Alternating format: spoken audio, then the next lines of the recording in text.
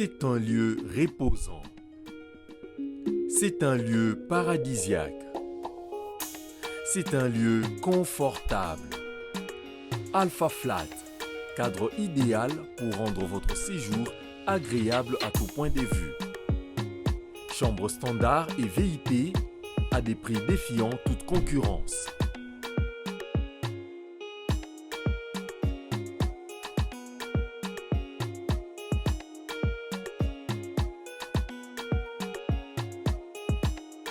Nous sommes situés au numéro 3 de l'avenue de la Montagne, non loin de la maison communale d'Engaliema.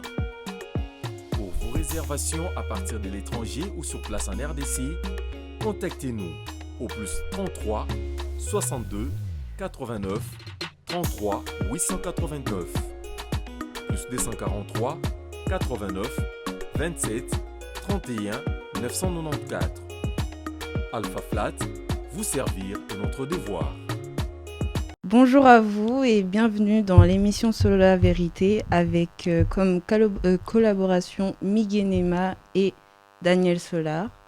Aujourd'hui, nous allons présenter et interviewer Bizbrabus. Exactement, salut la famille. J'espère que tu vas bien. Ça va et toi? Bon, déjà, on va commencer. Pourquoi ce prénom, Bizbrabus? Ça remonte à longtemps. Ça remonte à longtemps. Avant, je faisais du foot. Comme j'étais puissant, j'allais vite. On m'appelait Bison, tu vois. Okay. Et après, un peu plus tard, je me suis lancé dans les voitures. Ouais. Et Brabus, c'est un équipementier de voiture, tu vois. Ok, d'accord. Ça veut dire. Ça n'a rien à voir avec ton prénom. Exactement. Du coup, on a fait le diminutif. T'as capté, on a mis Bison. On a mis Biz. Et après, Brabus derrière, tu vois. Ok. Et tu continues le foot ou c'est Non, juste une passion sur le non, côté? c'était une passion. T'as vu, j'ai fait des centres de formation jeunes.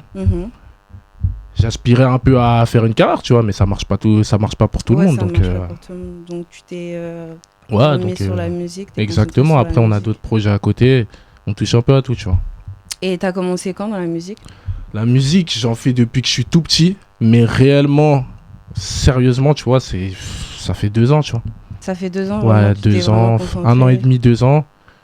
Je me suis concentré, je me suis dit pourquoi pas faire quelque chose, tu vois. Ouais. Mais après, j'ai pas cette pression de me dire il faut que je sorte quelque chose, que le public adhère ou pas, tu vois. Je le fais d'abord pour moi et pour ma famille, tu vois.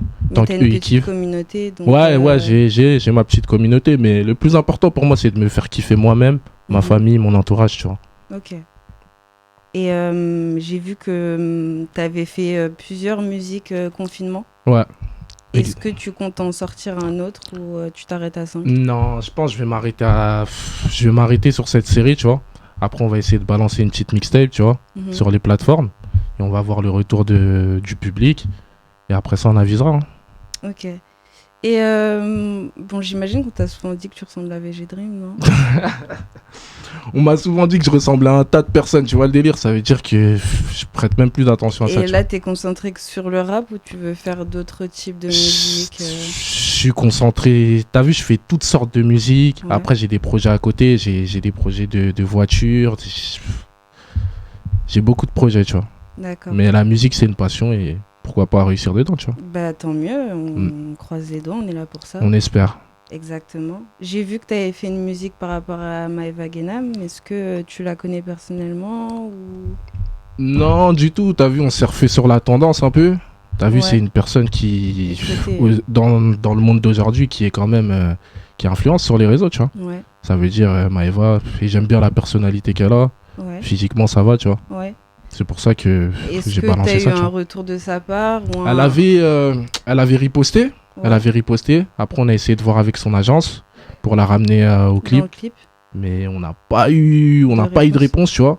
Ça veut dire on va voir, tu vois. On va essayer de prendre si tu veux faire un clip avec Maeva, tu voudrais que Maeva Genam soit sur... Pourquoi pas, mais t'as vu, c'est pas Maeva à tout prix, tu vois. Ça veut dire que ça peut être une autre fille qui joue le rôle, tu vois. C'est pas... Ok, d'accord.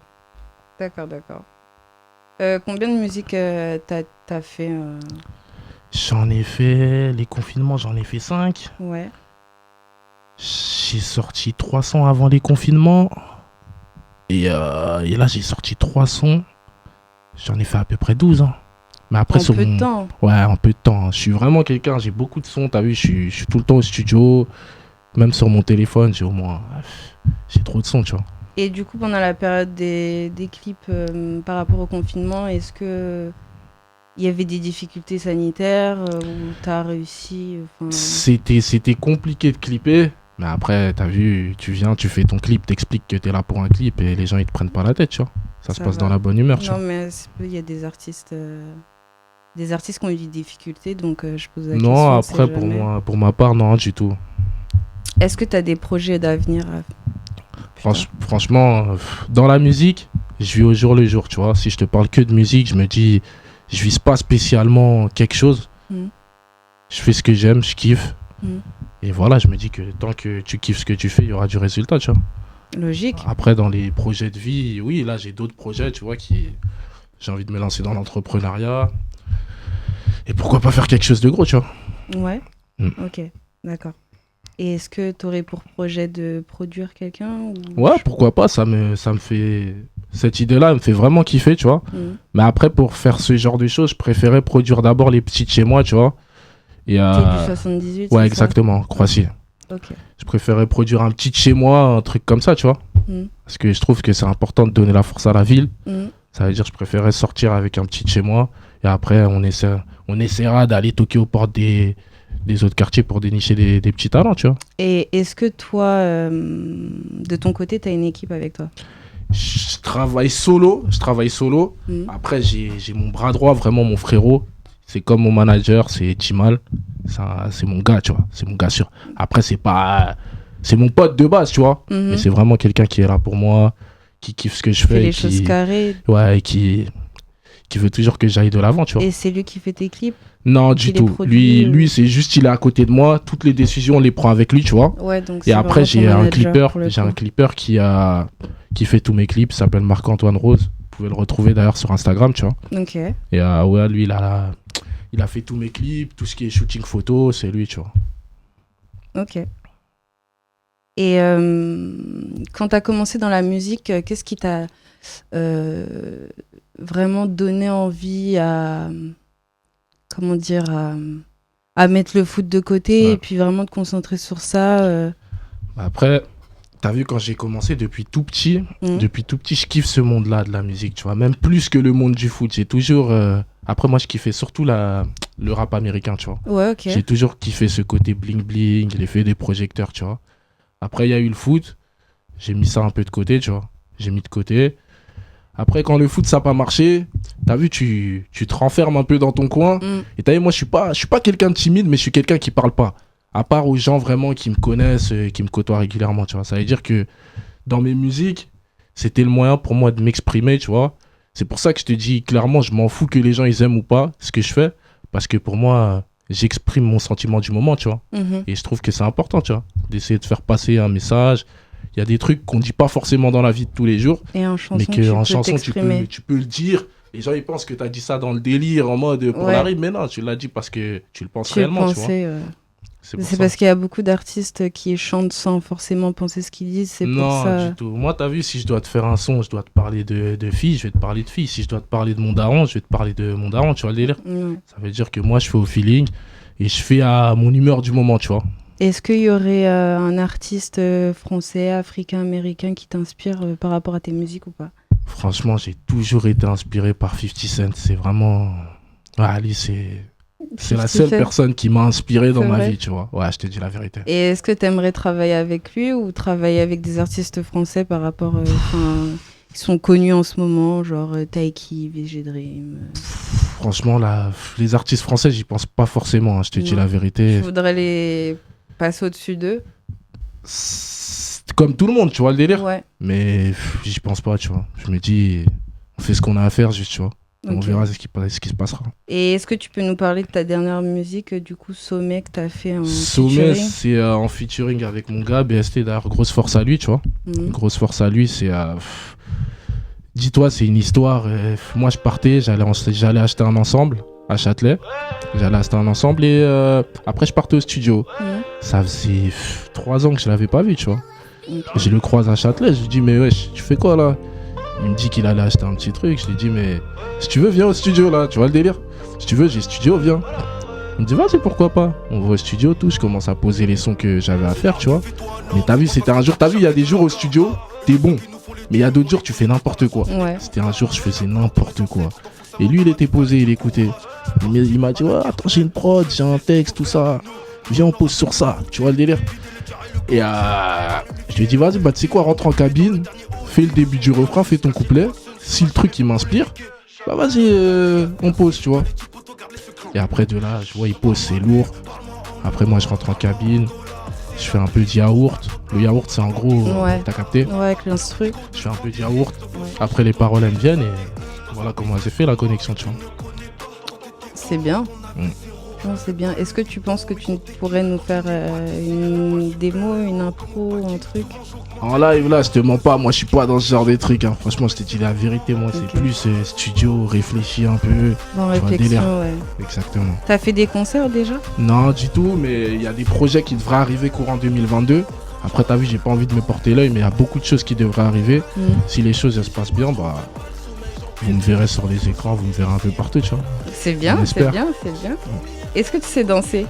Non, moi, c'est pas mon truc. Hein. Moi, je suis prestance. C'est la prestance, on reste droit. Clean, on reste droit. Ok, d'accord. Et qu'est-ce que je voulais dire? Est-ce que tu voudrais chanter à l'étranger, faire un clip à l'étranger ou... Ouais, pourquoi pas. Je voulais aller clipper à Dubaï, tu vois, parce que c'est un pays que j'aime beaucoup. Et t'as vu, c'est un peu à mon image. T'as vu, Dubaï, j'aime bien la luxure. Brille, tu vois le délire. Ouais. Je voulais aller à Dubaï. Après, on attend, on va voir ce qui va se passer. On va voir ce que mon équipe dit, tu vois. Et pourquoi pas, mais Dubaï, ouais, ça serait un petit kiff. Ça serait pas mal, tu vois. Et tu voudrais faire une musique sur, justement, comme tu as surfé sur la vibe de Maeva Guénam, il y a beaucoup d'artistes qui ont fait ça aussi. Ouais. Est-ce que tu voudrais justement en faire un avec quelqu'un d'autre ou... Non, après t'as vu... C'est vraiment elle qui t'inspirait sur le moment. Pour te dire vrai, il n'y a que cette fille de la télé-réalité que je peux dire que je regarde réellement, que j'ai regardé, tu vois. Et les autres, non, ça m'intéresse pas, tu vois. Parce qu'il y a que elle aussi il faut dire ce qu'il en est. T'as vu, quand on fait un truc aussi, c'est pour le buzz. Oui. Et je pense qu'il y a que elle qui fait qu'on sait, on connaît son prénom, Maeva Guénam, même si tu regardes pas la télé, on exactement, sait que Maeva Guénam, on la connaît. Est-ce que tu voudrais remercier quelqu'un Moi, je remercie ma famille. Mes frères. Très important, t'as vu. Christy, Jérém, Alux, mes parents. Mon frérot le thé, très important, tu vois. Et Claude aussi, c'est grâce à lui si je suis là aussi aujourd'hui, tu vois. D'accord. Bon, je voulais du coup refaire une dédicace à Daniel Solar. Grâce à la Solo La Vérité, c'est là qu'on est là et que on est invité avec Brice Brabus. Je me suis pas trompée. Non, du tout. Et je voulais aussi faire une dédicace à Ozer Wilson et Sissika. Et aussi Miguel qui n'est pas avec nous, mais qui est là quand même, qui participe aux émissions aussi. Voilà. Je suis votre présentatrice Laurine. Et je vous souhaite une bonne journée à vous. Et ben oui, et bien sûr, et je te souhaite aussi une bonne journée. À toi aussi, merci beaucoup de m'avoir accueilli en tout cas. Merci d'avoir donné la possibilité de t'interviewer. Okay. Et j'espère que tes projets réussiront et tu pourras aboutir les projets que tu veux, même dans l'entrepreneuriat. Et voilà. On y arrivera par la grâce de Dieu. Amen.